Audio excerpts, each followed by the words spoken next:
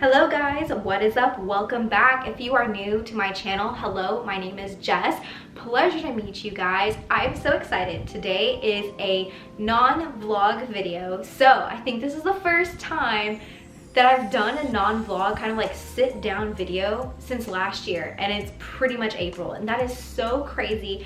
I realize that time has kind of like slipped by, and I promise you guys, I did not mean to leave you high and dry. I have just been kind of experiencing life. I've been doing a lot of things. I've been hanging out with some close friends. I've been hanging out with my husband, just kind of chilling and romanticizing my life, and I'm being more social, which is completely the opposite of who I am and my personality, but I've been thoroughly enjoying it. But I need to find a balance, and so we are getting back on track, and I thought, why not give you guys a book haul? Now, this book haul consists of birthday books. I got a couple of books for my birthday, some gift cards, and of course I ended up using them like ASAP from Barnes & Noble. And then I think there are some books, there's not many, but there are some that are, I would say, stragglers, things that I've seen at Target or Half Price, like whatever store I was at that point. There are some stragglers, but for the most part, this is a birthday book haul, which is crazy because my birthday was in February, you guys know that, and it's April. So this has been long overdue.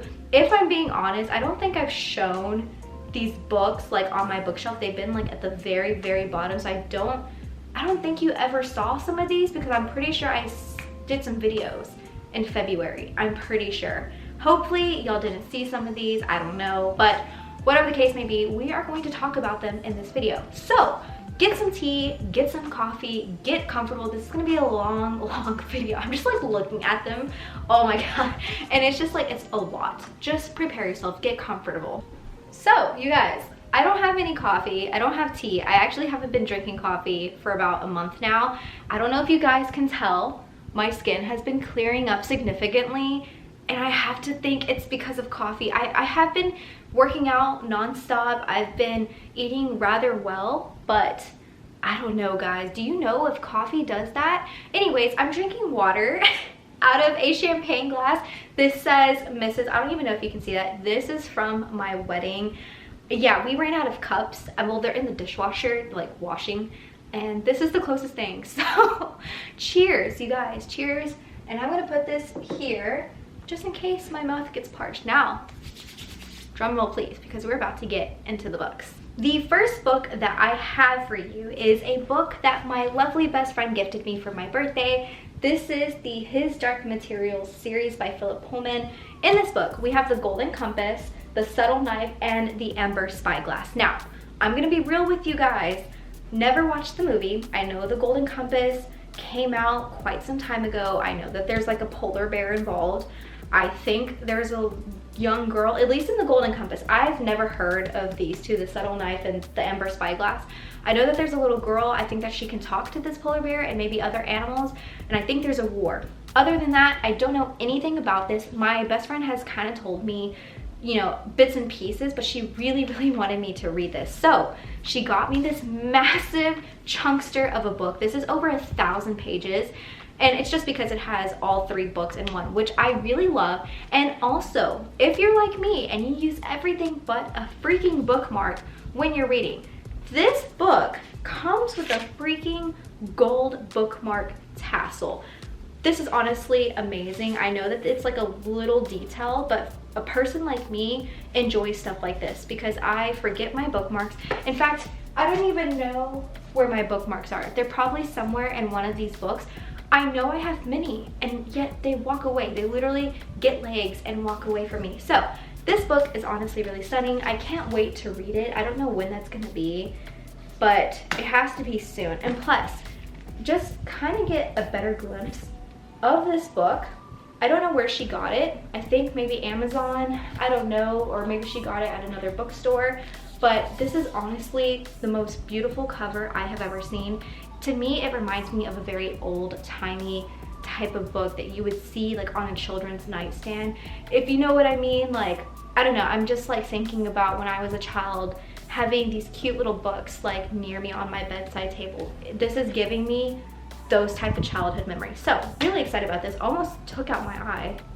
Wow, that kind of was scary, but on to the next. The next book that I have for you is actually a self-help book. Now I've had this for a couple of months, but I vowed that after this I would pick it up. That is the 4-Hour Workweek by Timothy Ferriss. This is a very popular book, so you may have already picked it up or have heard about it. Essentially, Timothy goes on to explain how you can escape your 9-to-5 job, you can live anywhere, and join the new rich. Basically, the new rich has this mindset that the slave, save, and retire traditional mindset needs to basically expire.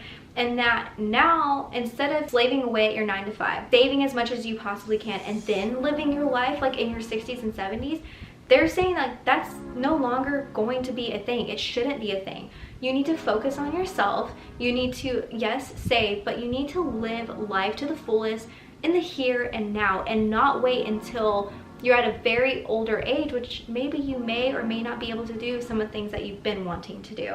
He also goes in to talk about side hustles, how you can monetize your passions, and hopefully you can only work 4 hours a week, but for yourself and not someone else, and you're making plenty of money. I don't know, that sparked my curiosity. Maybe it sparked yours, which is why I purchased it. I have heard about this a lot through family and friends, and they've said that it has changed their mindset when thinking about romanticizing their life, romanticizing their passions, hopefully monetizing them, and then kind of breaking away from the traditional mindset that their 9-to-5 is going to essentially save them and to live in the here and now. So yeah, curious to kind of read this. And I'm gonna take it slowly. I kind of want this, you know, to like definitely sink in, but I hope I learned a lot out of it. The next book was given as a birthday gift, and funnily enough, I almost purchased this book right before my birthday because the cover was so striking. I mean, how can you not look at this and become curious as to what it is? During winter, seeing these colors just reminded me of spring and summer, and I just immediately gravitated towards it. I looked at the synopsis. I was this close to picking it up, but I held off for whatever reason, and sure enough, a couple days later when my birthday came, this was a gift, and my friend said that this book reminded her of me, so I'm really hoping that I love this book. It's kind of funny because it really matches my dress that I have on, but this is Other People's Clothes. And basically what I've learned from the synopsis is that we follow a character named Zoe Beach. Zoe is going abroad and living in Berlin. Now she lives with another student, I believe. Yes, exchange student Haley Matter, who wants to be an art star. Now, Haley apparently stumbles upon a sublet that is owned by a thriller writer named Beatrice Bex. And the girls immediately take it up because it's high ceiling. It's basically everything you would want to live in while being abroad. So I can totally understand why the girls snapped it up. But apparently, after some time being in this sublet, the girls start kind of feeling off. They feel like Beatrice is maybe using their life as inspiration for her next book. Now, Haley is all about it. She's like, you know what? I'm gonna craft some main character personas and we're gonna live through them. And so an entire year just starts to unravel. They start hosting a nightclub somehow, some way in their sublet, and things just kind of spiral out of control to the point where the girls are starting to question, are they living their life or are they living someone else's life? And like, why is this even a possibility? Now, this book is very tricky in my mind because it sounds like there's going to be some thriller twist or moments, and I'm having a hard time wrapping around this whole aspect that we're going to have like this fun filled thrill of a ride of just living life abroad and meeting strangers and meeting new people, but with this hint of possible anxiety and nervousness when it comes to whoever this thriller writer is and whatever is making them feel like they're being watched. I don't know, that gives me the heebie-jeebies, and it kind of makes me remind myself about when I wanted to study abroad. One of my main things was I was too afraid to go by myself to like another country. I knew that I could possibly make friends, but the introverted person inside of me was screaming that it was a no-go. Never ended up doing abroad, so I'm curious to see how this is going to end. All right, it is time for a water break.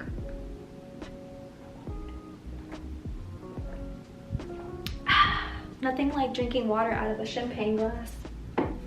refreshing. I am so freaking excited to tell you about the next book. I've been dying to get my hands on this, and then I saw book 2 come out and I just bit the bullet. I was like, you know what? I'm gonna have to start the series. I don't wanna be too far behind. I feel like everyone and their mom has already read this book besides me, and I need to hop on the wagon. I need to hop on the same trail, and that is Finlay. Donovan is killing it. Now, this is like a witty murder mystery type of book. So if you love those type of like quirky, fun mysteries, then you'll definitely fall in love with this one. So in this book, we follow Finlay. She is a single mom, I believe. Yeah, it says she's a stressed out single mom of 2, and she's a struggling novelist. Now, one day she's talking about a murder mystery book with her agent, and someone overhears and thinks, hey, this is actually like a contract killer. So someone reaches out to her and was like, hey, I heard X, Y, and Z that you were talking about in the office. You're clearly a contract killer. Can you kill my husband? Or can you kill a husband? Maybe it's not the wife, I don't know. I'm just assuming that the wife contacted her. But she's finding out that writing about a murder and actually doing a murder is 2 vastly different things. And she's basically caught up in a murder investigation. It's fun, it's witty, it's quirky. It's something I think I need to kind of get out of this reading slump. I cannot wait to freaking read this. The fact that I'm actually showing you this, I might just read it afterwards, because you guys know that it's finally on my shelf. So I'm not hiding it from you anymore, which is amazing. Okay, yeah, we're probably gonna read this. Up next, we have another YA novel. Now, this has been on my Goodreads for quite some time. This is T.L. Hutchu's The Library of the Dead. This is going to be book 1 in the Edinburgh series, or how is it called? Oh, the Edinburgh Night series, which they already kind of showed us a preview of what book 2 is going to be. It's called Our Lady of Mysterious Elements. Now, this has been on my Goodreads, gosh, I don't know if it's been a year, or maybe it's been well over a year, and it finally came out quite recently. But I had to hunt this bad boy down. It wasn't in my Barnes & Noble. I think I maybe had got this at a local indie bookstore called Book People. That may be where I got it. I can't remember. It's been on my shelves for a few months now, and I've been dying to talk to you guys about it. In this book, we follow a character named Ropa, who's basically a ghost talker, and she talks to people dead for a earning. You know, a girl has got to live. She has to make some wages, and she thinks it's harmless enough until one day she starts hearing a rumor, a whispering throughout the ghost community that there is someone bewitching children and ultimately taking the life and joy out of them and leaving them ultimately as husk. And because this is happening in Ropa's city, she feels obligated to investigate. But when she starts to investigate, she's going to open a can of worms, and that can of worms is going to come at her, and she's going to wonder if this was a good idea or not. And we're going to have, I think, just a cute little journey into not only this library, but into this world of Edinburgh. And I can't wait to see it. It's just been something that's been sitting on my Goodreads for quite some time. I kind of knew that this was going to be one of those like cutesy YA novels. So if you're definitely in the mood for something, I think personally, just a little bit lighter, then this is definitely the book for you. And look at this freaking stunning cover. This is pretty much why I picked up this book in the first place, was this cover caught my attention many moons ago. And it kind of reminds me of, I don't know why, but the specific colors remind me of Slytherin, the house Slytherin from Harry Potter. And I think that's why I gravitated towards it. And this humongous library, I don't know what I would do if I was in Ropa's shoes, but this is absolutely gorgeous. Next up is a book that I have been wanting to read for quite some time. It is A History of Wild Places by Shea Earnshaw. This is a mystery suspense novel. I've been wanting to get my hands on this for quite some time. The cover, very terrifying. Not gonna lie, this gives me the heebie-jeebies. I definitely would have nightmares if I had this facing this way. I'm not gonna lie to you guys. I don't know what it is about this black ink, and if you can tell, this is actually a force, which is pretty cool how they actually incorporated that. I have no clue what this up here is. I'm pretty sure it means something, and we'll find out, but it just gives me the heebie-jeebies. It kind of freaks me out a little bit. I'm glad I'm not filming this during the nighttime. But in this book, we have a couple of characters that are being talked about. So there is this guy named Travis Wren. He has an unusual talent for finding missing people. Now there is a lady named Maggie who is a well-known macabre, like haunting children's novelist who has gone missing. And of course he finds or gets hired to find her. He gets one of the artifacts, and lo and behold, he ends up at a community called Pastoral. Now, many people believe that this community was actually made up, that it was an imaginary town, but lo and behold, it's actually real. He ends up going there, and voila, he ends up disappearing, just like Maggie herself. Years later, a person named Theo, who has been living in this community his entire life, ends up going to the border of this town, and he sees just a little bit behind the border that there is a truck, and this truck belonged to Travis. And so this kind of confuses him, and he goes into an investigation. Well, between him, his wife, and her sister, he uncovers many dark secrets that they were trying to keep from one another.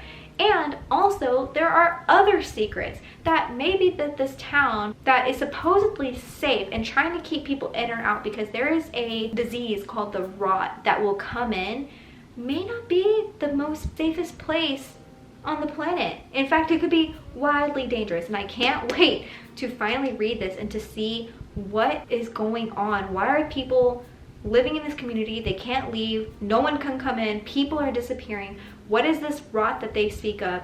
All of it honestly captivated my attention, and I cannot believe that this is on my shelves. Dying to read this. Man, another water break because I've been talking so much. Don't you just love this cute little champagne glass? Oh my gosh. Anyways, back to the books. So, these next two books, I don't think I mentioned it to you guys. I actually finished It Ends With Us by Colleen Hoover. So I have read 2 books. I just thought it was stunning. I loved it. I was filming it. I actually filmed the entire vlog, but I just felt like it wasn't giving enough, so I never posted it. But if you want that vlog, let me know. I'll edit it and put it on. But I don't know, there's just something about it that wasn't vibing with me. But I did love it. Made me cry. It's on the same level as Ugly Love, personally in my eyes. Now I know a lot of people say that these two are by far some of her best works of fiction, but I'm really hoping that her other books do the same. I have made a purchase, or purchases. I bought Verity by Colleen Hoover and November 9th by her. Honestly guys, don't know anything about them. I saw them at my Target. They were literally front and center. My Target, for some reason, loves Colleen Hoover, and so anything of hers is typically front and center. I saw them right after I read It Ends With Us. Immediately purchased them. Never looked at the synopsis. I know some people have controversial thoughts about these, but I don't know anything regarding the plot. I think maybe this has a thriller aspect in it. Honestly, the cover is far scarier than this cute little flower and like summery vibes. So I think that's the only thing I really know about this. Anytime someone has ever mentioned a Colleen Hoover book on TikTok or on YouTube, I quickly either skip it or like run away from my computer because I don't want to hear it. I just want to honestly read these books. So got 2 Colleen Hoover books, which makes 4, you guys, on my bookshelf. Next up's not really a book per se, but I did get this for my birthday, and I know I probably have some friends out there that love these type of books. This is called The Paper Labyrinth by Charlie Wheeler. I have never heard of this, but I got it as a gift for my birthday. This is a mystery book that you, my guys, solved all on your own. To be quite honest, I don't really have a synopsis about what this is. All I know is that once you have completed all of the puzzles, you got all the correct answers, there is going to be one answer that it will give you. I don't know if you have to look up something on the internet afterwards. I don't know if there's a part 2 to this. I really don't know, but I just know that you will be rewarded if you finish this book. And I wanted to put it out there in the world in case someone was interested in hearing about this. I myself have not yet started on this book. I'm kind of intimidated by it because I looked at the first page and I was like, what is this? But this is the type of book that will give you an answer. You may have to go back and forth to another page. Maybe like you get on a page and you can't solve it until like 30 pages down the line. It's one of those books, so I just wanted to put on here in case you were interested. We have a debut novel next. This is by Ava Jurczyk. It's the Department of Rare Books and Special Collections. In this, we follow a main character named Liesl Weiss, who works in this said department at a university, and she's pretty much the type of person who loves her job. She ultimately manages this entire department. She protects these very precious manuscripts. Everything's pretty much fine and dandy, except she has a boss that takes all the credit for all of her good work. However, she kind of just like knocks it up to the fact that, you know, she loves her job, she's doing what she wants to do, it's okay that she's not getting this credit. And then one day, her boss has a stroke and she is left to manage things per usual, but she ends up finding out that there is a very, very precious manuscript that has gone missing. And when she raises alarms with the cops, with the university, they're like, look, sit yourself down, this doesn't involve you, just make sure our donors are happy. And she's like, okay, this is kind of weird. But then when she's thinking of just like taking a step back, one of her coworkers just vanishes. They don't come to work anymore. And she's like, okay, there's a book that has vanished, a coworker who we don't know where their whereabouts are, and then my boss has had a stroke. Something is off. And she's like, you know what, I'm gonna have my own investigation. So of course she does, and she's coming to find out that these manuscripts that she's been protecting have a vastly different story to them. The people that she works with have a different personality, an ulterior motive. This whole department is not exactly what it seems. And I feel like she's just unraveling something that has been in the works for a very long time. Up next is the second book now that I'm going to own by Emily St. John Mandel. That is Last Night in Montreal.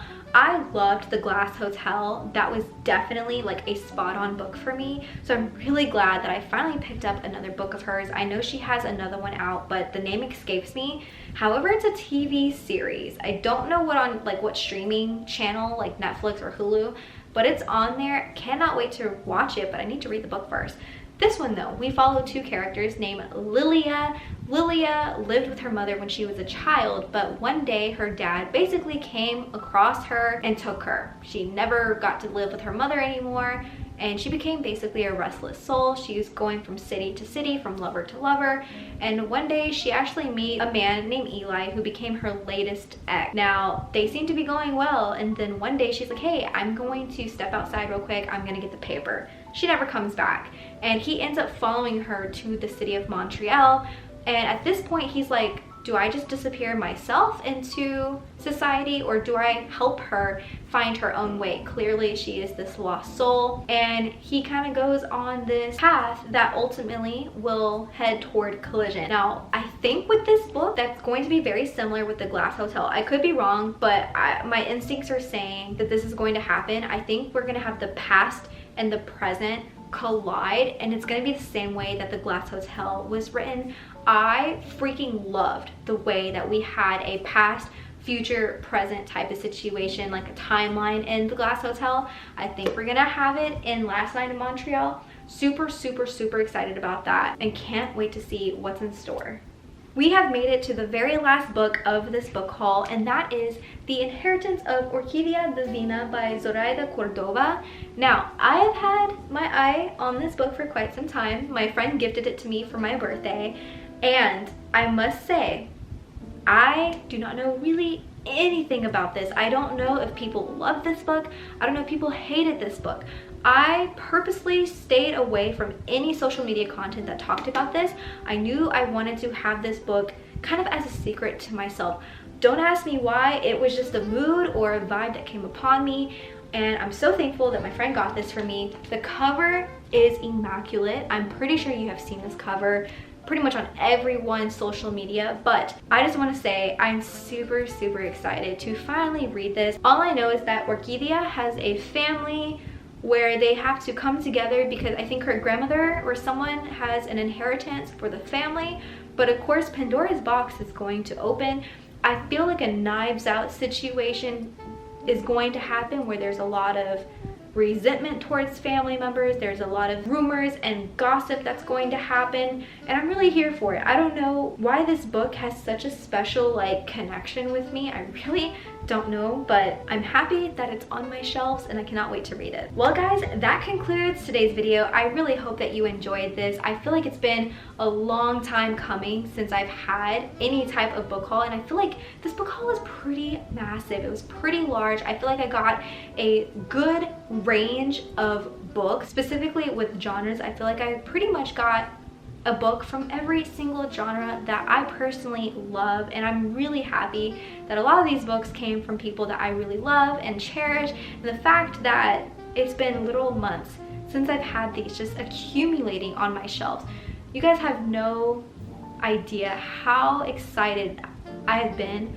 knowing that I was going to create this video and that I can finally showcase them and read them, and that they can be on my shelves exactly where they're actually supposed to be and not just like sitting by themselves. It's literally been eating at me, and so I'm so happy that I finally got to this video. But if you want to follow me on other social media platforms, I always have my TikTok and Instagram and pretty much anything under the sun in my description box below. So if you want to follow me on other social medias, please feel free to do so. I love it when I see friends on this channel interact with me on my other channels. It just really warms my heart. But with that, I will see you in my next video. Bye guys.